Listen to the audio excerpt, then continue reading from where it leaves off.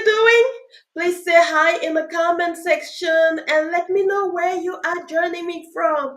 Hi everyone, my name is Flora Bezi. I am a digital accessibility expert and founder at Linora Tech. I am a black woman. I like to describe myself, but more for a preference. I am a black woman. I'm currently rocking some twisted, braids. I am wearing a teal suit and a black and white blouser. Today, I want to talk to you about, partially invisible disability and how you can really own your story with strength. And I have the perfect guest speaker to come and highlight and share more with us. Again, if you are joining me at any point in time, just say hi, don't feel shy. Trust me, this session is not a session where we will judge you. We want to hear your voice, we want to hear engagement. So please help me welcome my guest speaker. Her name is Sarah Todd. She is an incredible person. Sarah Todd Hammer is just, you're just gonna meet her and know exactly who she is. So please say hi to Sarah. Sarah, I am bringing you in. Hi, Flora. Thank you so much Hi, for having me. Sarah. Hi, everyone. Hello, how are you doing? I'm great. I'm so excited to be here with you and really honored you asked me to join. And thank you so much for your kind words. Thank you so much for joining me. For those of you who don't know much about Sarah, I have a little video that she allowed me to share with you so that you have a little understanding about her journey and who she is. It's a little snippet, but I think that it can help us start the conversation. So I'm going to share that if I'm able to figure out the tech right here. It was so tricky to do that before, but let's do that one more time and see if it's gonna work or if it's gonna be a flop. Okay, see, I am, yeah, this, oh my goodness. Sometimes technology, when you're ready for it and you try, and it's not letting you do the right thing. Okay, so what I'm gonna do, I'm just gonna spotlight the video and let you guys hear from that angle. Perfect. Okay, so now,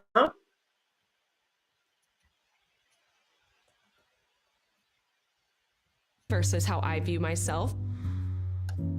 I used to say that my disability was an invisible disability. I thought when people looked at me, they wouldn't really see me as disabled, like they wouldn't notice my disability. I have come to realize that me saying my disability is invisible or non apparent really centers how others might view me versus how I view myself. I know my disability is not invisible or non apparent. I want to center how I feel about it and not how onlookers might feel about my disability. People can sort of put it out of their minds if they wish. I want to be seen as the physically disabled young woman that I am, along with all of my other identities and things about my personality. I think when people try to put it out of their mind or not address it, that sends the message that disability is something to be ashamed of or something we shouldn't be thinking about. Since I'm physically disabled, I went to check out the accessibility of my classes at college before they begin. This is a prime example of accessibility obstacles disabled people face in our daily lives. Since I'm oh my goodness. Let me just put us back here. Oh, wow. Okay, so right now we just saw a little video showing Sarah Todd, explaining what it feels like to have an identity where she sees herself as being a person who is disabled along with other identities that she has. And also we saw a little short video of Sarah trying to open up the door for a class and she was struggling with that. This is crazy. But Sarah, tell us a little bit more about who you are, what you're passionate about. Of course. Thanks so much for the introduction and for sharing my videos, Flora. Hi, everyone. My name's Sarah Todd. I'm 23 years old and I'm from Atlanta, Georgia. So that's where I'm joining you all from today. And I recently graduated from Davidson College, actually a year ago, hard to believe, last year, May of 2024. It's been a very fast year post grad. Um, I went to Davidson in North Carolina for school and I majored in psychology and communication studies. That's where I was, where you saw the clip of me trying to open the door to get to class. So we can get into that a bit more too. I've had a physical disability since I was 8 years old, so most of my life, so 15 years.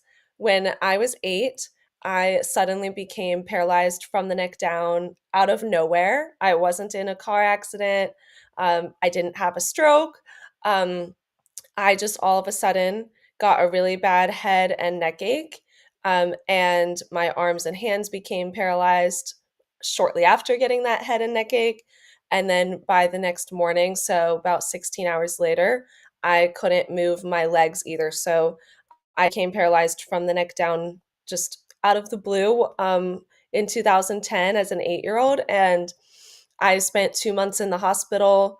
Thankfully, was able to regain the ability to walk. But pretty much ever since I left the hospital in 2010, I've been dealing with partial paralysis in my arms and hands.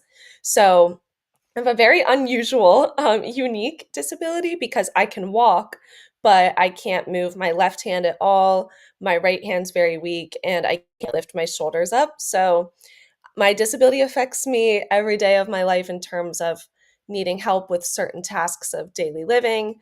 And as you saw in that brief clip, it has become a big part of my identity in a really positive way and something I'm very proud of. Um, so I got involved in disability advocacy pretty early on since I became disabled so young.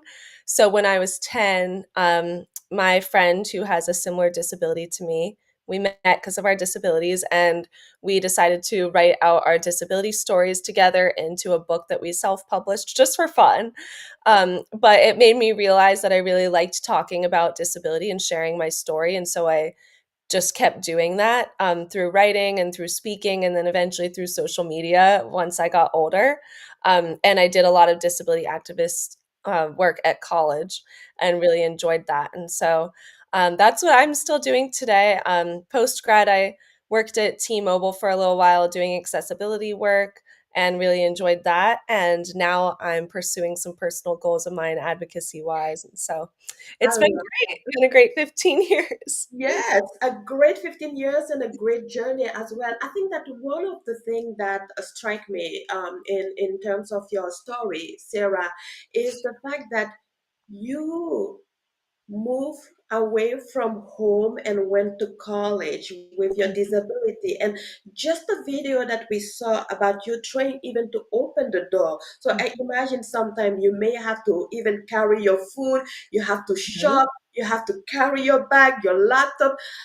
How do you do that without, do you have any support around? Mhm. Sometimes people with disabilities struggle or feel like, the world is full of challenges. How was that experience for you? Yes. So when I went to college, it was a really big deal because it's a big deal for everybody, of course. But when you have a disability, as you said, it's more challenging. So I knew that it was going to be a really big deal for me. So I started touring colleges really early, actually in ninth grade, instead of waiting until 11th or 12th grade in high school. So I started early so that I could kind of get an idea of what I would need to look for in a college and what questions I would need to ask when I toured. And by my junior year, I toured Davidson and I loved it. I didn't even know about it really ahead of time, but since I'm in Georgia, we went and toured some schools in North Carolina, and that was one of them. And I just really loved it. And then I went back again my senior year to make sure that that's where I wanted to go and decided that I was going to apply early decision. So I was committing to it if I got in. And I visited the disability office early on before I had even applied, so that I could just get a sense of what that was like. I was very careful about what I shared because I was a little worried about my disability impacting my application, even though I knew the admissions department was separate from the disability office, I still was just a little nervous about that. But then I decided like my disability has impacted so much of who I am as a person and the activities that I did in high school. So I actually chose to freely discuss it on my college application and not be ashamed of that. So that's what I did. I got into Davidson, and then in March of 2020, right before COVID happened, I toured Davidson again and went around the school with the disability office director. And we tried out different doors, bathroom locks. I met the dining hall staff, and the dining hall staff knew then when I started school in August that whenever I came in, they would help me carry my tray and get my food and get me set up at the table. They were amazing. So I never had to worry about food at school because of them. And the disability office actually changed some door locks to make them more accessible for me. They added buttons to doors that I couldn't open. Of course, we hadn't tried out every single door. So later, my junior year, when I was trying to go to class, we saw that door and they actually eventually fully removed that door. That was their solution. So there's just no door there, which is pretty funny. Um, but yeah, it just took a lot of planning early on, and I submitted extensive documents for housing accommodations and academic accommodations, Yes. outlining like in major detail what I would need to be able to live and attend class there. And I just decided I was going to request everything I thought I might need and just see what they say. And they ended up being really good about it for the most part. I did have some obstacles with them, but they went pretty above and beyond for me and were really great. And even like altered the shower in my dorm room every year. Like This they did is a lot. good. Yeah, so that's what it took was me advocating for myself early on and not backing down when they were kind of giving me a hard time occasionally my junior and senior year. Yes. And then them being willing to accommodate. So it I was love both parties working together. I love that. That collaboration sometimes doesn't happen often. So I like that in your case, there were results that were successful and there were learning curves, right? Some Yes. things were not probably done because of budget, because of other reasons, but Mhm. something were done. And I think that your story, your journey, and the experience and the voices that you brought in that collaboration may have helped also many other students who might not have even Yeah. courage to disclose their own disability, or even elderly people who are Mhm. coming to visit kids and students and they may also struggle with those doors. Yes. So those improvements help everyone. Exactly. One of the things that you said also during the journey is really that self advocacy. It's something that helped you a lot, but you also had the support of a few people. I see a few people saying hi in the comment. Let me acknowledge them, and then we continue this Yes. conversation. I just love it. So I see Ashalu, I hope that's how you pronounce your name. He said, greetings from Ethiopia. Hi. Hi. We also have Riaz. Riaz is here. He said, hi, Flora. Hi. Hi. Again, guys, don't feel shy. If you want to ask a question to Sarah Todd, she's here. She will just share everything with you. I just love her because she's very transparent, she's very kind, and she's Thank very you. open, which is something, we need in this world, Sarah Todd. We need more Yes. Sarah Todd in this. Oh, thank you. But tell me, in terms of work, this is the other area that sometimes the community of people with disabilities struggle getting through the door, getting a job. Sometimes with your disability, you already feel um, in a situation that may be not so favorable Mhm. compared to others, right? Maybe people will label you based on your disability. Maybe they will think that you might not be up to the challenge of delivering what you're supposed to do. But how was that journey? Because you said that you also had a chance to work in the workforce. Was it Mhm. easy to get in? Was it easy to do the job?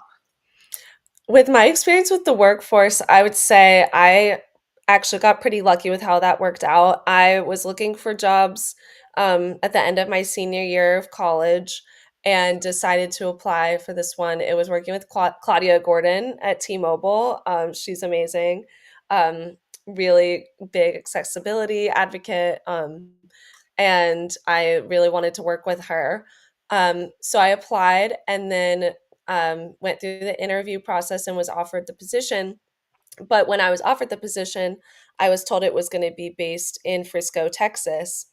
At the time, I was near Charlotte, North Carolina, and then I'm from Atlanta. So um, I was unsure how I was going to make that move because I can't drive a car because of my disability. I can drive an adaptive vehicle, but I'm in the process of figuring that out, and it takes a long time. So I knew that I wasn't going to have that ready by the time I needed to start the job. And so I just sent an email to the recruiter and to Claudia and explained my situation and just said, like, do you have any advice for me? And just asked what they suggested. Yes. And then they got back to me the next day and they'd made the position remote for me. And I was so impressed because it enabled me to accept the position. So I started it in June and I was able to do it remote from Atlanta. And that was just really impressive to me because it showed that they really valued me as an employee. They really wanted me and my experience. Um, and I feel like it should be that easy. Like it doesn't have to be that difficult. And I didn't even ask for it to be remote. That was their solution. So that was also really impressive to me. I had just asked if they had any advice and they came back and did that. So um, a lot of disabled people end up having to fight for basic accommodations like that. I need to clap to that. Love I it. need to clap to that, Love it. It's great. Yeah. I mean, I honestly just got lucky with that, but I also am happy that I didn't just say, "Oh, I can't do it," and that I asked. Yes. So I always tell people, like, Mm. ask, and you never know what response you might get back. I like what you're sharing here because I think that this is where we need to find a balance, and, Mhm. and we need to be a little bit more courageous because I know for sure some people feel uncomfortable, very uncomfortable sharing about their disability for the right reasons. You Yes. know, in the past, we've seen the closed just because someone said, "Hey, I'm deaf. Hey, I'm blind." But I think that is important that we bring that and we show those reality as the new norm because that's the only way that we can get an opportunity. But I Mhm. like the fact that you ended up working with inclusive leaders, inclusive people who Yes. felt like, A huge difference. thank you. Yes, exactly. I see a comment. Let me just read that quickly. I see Kirsten. Hi, Kirsten. Hi, Karen for Kristen. short. She said, sharing these stories give others hope. Thank you. Oh, thank you That's so much the for goal. this. Yes, but tell me, Sarah Todd, did you had any challenge? Yes, we're talking about the good things that happened, but were there things that were a little bit more challenging to the point that you felt like a little bit down? The reason why I'm asking that is just to highlight to people that hey, in your journey there will be ups, down, but it's okay. It's okay. You can Yes. bounce back. I definitely had that happen in college in my junior and senior year when I was doing my housing accommodations request for my freshman year and sophomore year. Um, I really did not have very many obstacles. It was a ton of work, a ton of emails, a ton of paperwork, a ton of meetings. So I guess that could be considered an obstacle, but to me, that was expected. But then I got what I needed. When I went to do my housing accommodations for junior year and senior year, because you have to do it every year, and I lived in a different place every year because housing was done by class year, so I wanted to stay with people my age. Um, I was getting pushback junior year because there were multiple housing options for juniors, but only one of them best met my access needs. Yeah. And the way Davidson does housing is through a lottery. And normally, if you have a disability and you need certain housing, they would take you out of the lottery and just assign you to what you need. But they still made me and my group of roommates go through the lottery. So there was a risk that I wouldn't get the housing that best met my access needs. Oh, And I ended up getting the second best choice. So there were some inaccessible things in that room I lived in for a year. And that was really frustrating to me because I had told them ahead of time what I needed and they didn't listen. Um, and then senior year, there are on campus apartments for seniors at Davidson. Only two of those apartments have laundry, like in the apartment. So if you live in any of the others, you have to walk to one of the other apartments to do laundry. One of those apartments I definitely couldn't live in, and they understood that because it was so far away. So my other option I was telling them was this apartment building with laundry because I can't carry my yes, laundry basket everywhere. They were trying to put me in an apartment that didn't have laundry, and then they were telling me to use a motorized cart to get mm, my laundry to the other building. I wow, went and walked the route that I would have had to do. It was like a 2-minute walk. yes, And I was explaining to them, even if I am given a motorized cart that allows me to get my laundry from one place to the next, in the cold weather, my hand gets really cold and doesn't work very well, so I wouldn't even be able to pull it along. yes, And then by the time I would get to the laundry room, wouldn't be able to easily actually do the task because my hand would be freezing. yes, Um, and I was explaining all of these things to them. I had to meet with the president of the college and the 504 coordinator to get them to say that that was not going to work for me yes, because they didn't believe me from the beginning. And I kind of got a sense that there was a sense of like, oh, you don't fully need the accommodation you're requesting and it's just more convenient for you. mm, I felt that is what the disability office often thought students were doing, yeah, yes, even though I genuinely needed what I was support, requesting. So yes, thankfully for senior year, it worked out, but it was causing me so much anxiety. I was talking to the school counselor about it because it was affecting my mental health, and I was worried, like, what if I live in an inaccessible apartment senior year? And that went on for about a month before it was resolved. So mhm, um, because I met with the right people and I sent a lot of emails that needed to be sent and I had a lot of meetings that needed to be had, I got what I needed, but it was frustrating that it took all of that. definitely, definitely. I want leaders who are listening to this session today to really take a chance to talk to the people you are supporting, to your team. Allow them to be very open, candid, but also understand that this is their experiences. You can't really judge based on your own biases. And I think that's probably where that came from. You talking Mhm. to this team and they're like, it's just convenience. You just want Yes. something that is nice. You Mhm. are not living my experience. You are not understanding what I need to put on Exactly. to Yes. make things happen. And Mhm. the laundry is not even the only thing you have to deal with. There are Right. many things. So adding challenging challenges on top of challenges is not helping. So Yeah. again, this is an opportunity to say, hey, I have my life, but Mhm. I need to have an open mind to listen to others and let's find a middle way, a Mhm. balance. It might not be the perfect solution, but we Yes. can maybe work something out. I like that. One Mhm. of the things that you said again, Sarah Todd, is around, influencing others Mhm. and impacting a bigger crowd, which I know you are doing so well. I'm like, whoa, how does this girl do that? You're Thank filming, you. you're sharing content that are so insightful and so relatable as well. Tell me a little bit about that journey and how Yeah. are you even setting yourself with the tech around you? Yes. So I started posting on social media more in March 2020 when COVID hit because everyone had time. And TikTok was becoming more popular around that time. I had been on social media before, but not really in like a content creator type of way. Like I was always open about my disability on there, but it was more just with friends and people that I knew. And then I got on TikTok in March 2020. There was a trend going on where you would like put both your hands up and you would say put a finger down if and you would tell a like crazy story that happened to you. Yes. And then you put your finger down at the end. So I put my right hand up and told the story of how I became disabled because it's a pretty wild story. And it got over 1 million views, and people were asking me tons of questions and were really interested in, how I did certain things, what my life looked like.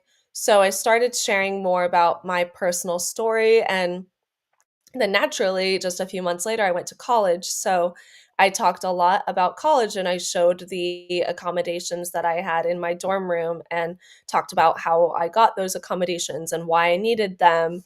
And then in college, I took some disability studies courses, which thankfully Davidson offered a few of them. And they were so impactful and really made a difference on, just a difference for me in like how I thought about my disability and other disabilities. And I learned so much. And so I kind of evolved my content from still sharing my story, but also educating my audience on disability in general from the things that I learned. And so I do a mix of that still today, like sharing my story and how I do things and what my life looks like, but also just general disability education.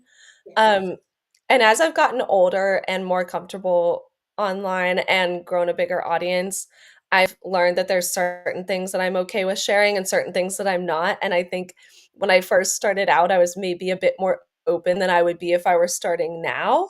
Yes. But I don't regret it or anything, but I definitely like to share, certain things with people and then make it clear that, like, nobody is owed my medical information or anything that I don't wanna share just because I post other things, Yes. and I really wanna empower other creators, not only with disabilities, but with and without disabilities, to feel comfortable sharing what they wanna share, but also realize they can set boundaries online too.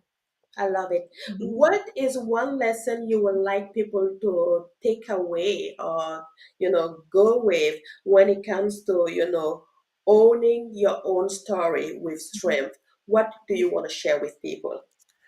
I want people to feel empowered and confident, and I know it's so easy for me to say that and then feeling that way and enacting that is a lot more difficult. But I really think that everybody has something to offer to the world, and it doesn't have to be something like big. It can be something like posting videos, like that makes a difference for people. Like it doesn't have to be some huge thing. I think everybody has something to offer, everyone has a unique perspective. I also think that everybody, no matter what, can do what they want to do.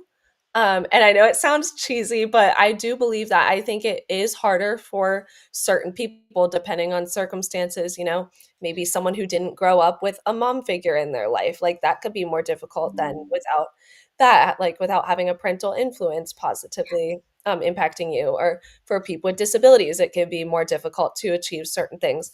But I don't think that means that it's not possible. But at the same time, I do think it's okay to allow things, or to acknowledge when things make it more difficult for I you. like that. I like But I want to encourage people to pursue what they want to pursue and not feel like they can't, because perfectionism is what stops people from getting things done. So it's like just start and see where you end up if you have something you want to do. It doesn't have to be perfect. I just Mhm, love this message. mhm. Sarah, gosh, I can talk with you, Sarah Todd. I can talk with you all day, every Me day. too. Where can people connect with you? Where can people, if they want to continue this conversation, if they want to invite you, if they want you to come and share, where can they connect with you? I am at Sarah Todd Hammer on Instagram, TikTok, and YouTube. So that's my full name. Same on all platforms. And I have a website, which is also just www.sarahtoddhammer.com. And I'm also on LinkedIn, my full name there as well. So my same name across all platforms. And I'm pretty equally active on all of them on TikTok, Instagram, and YouTube. So that's where I can be Right. found. Yes, yes, yes. One last question. I know we're running out of time, but I can't help it. I'm a digital person. Yes. So I love technology. I love website and so on. And I know you're posting a lot. How do you face sometimes any challenge when it comes to navigating website or navigating application or things of that nature with your disability being partially visible or I would say partially invisible? Mhm. I definitely do in some cases. I've gotten really good at typing pretty quickly when I'm using my computer. Thankfully, I use one finger because it's easy, but I have the keyboard memorized, and so I'm able to do it pretty quickly. But I do sometimes use voice to text to help me with things, especially my content creation when I'm writing out my captions. I do video descriptions and image descriptions for all of my content for accessibility for blind and low vision people. So those sometimes can be long. So I've often started speaking them and using voice to text for that. Um, and so that's my main thing with technology is navigating that with voice to text. But then I also try to make sure my content is accessible for others too, as much as I Love it. All can. right, here you have it. Thank you everyone for joining us. Sarah Todd, Thank thank you you. so much for joining me and for sharing a little bit of your Thank story you for and having me. empowering others, telling them it's Yes. okay to start and do what you want where you are. It Mhm. doesn't have to be perfect. A little step already is a big step. Thank Thank you. you, everyone. Thanks for having me, Flora. Thanks for Thank joining. you. Bye bye. Bye, everyone.